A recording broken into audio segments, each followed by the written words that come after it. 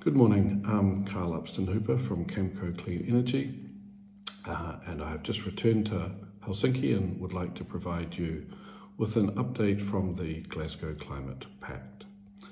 So what are the key takeaways from this imperfect, compromise-based agreement?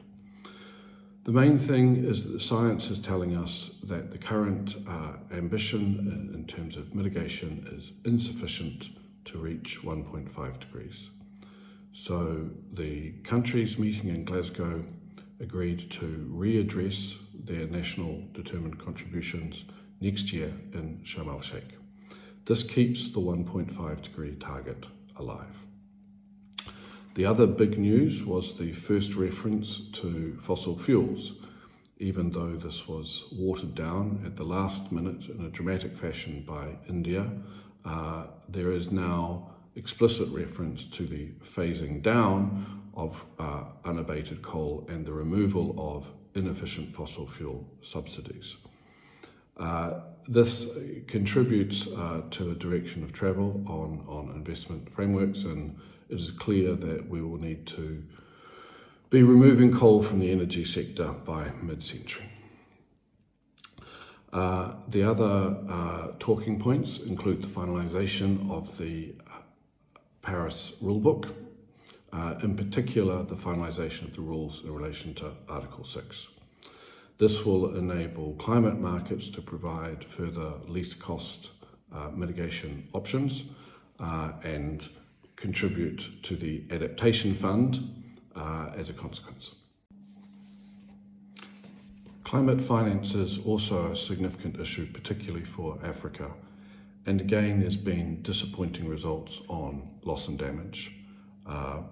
There has been a commitment to double adaptation funding and a recognition that the 100 billion of climate finance that's currently not being fully provided by developed countries will need to be provided annually until at least 2025, when that number will be reassessed.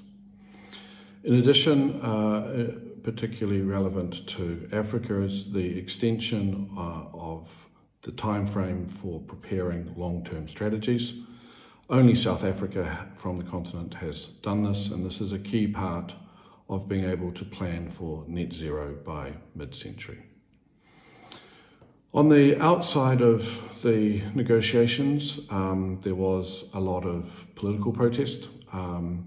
There was also some really significant contributions from developing countries. India's pledge to net zero by 2070 and Nigeria's pledge to net zero by 2060 are significant in terms of our ability to address climate change. Lastly, I would just reiterate the words of John Kerry that let's not let the perfect be the enemy of the good. This is a compromise. Nobody's particularly happy with the Glasgow Climate Pact, but that's always going to be the case when 197 countries are negotiating an issue so significant as this. So thank you. I hope you've enjoyed the summary, and take care.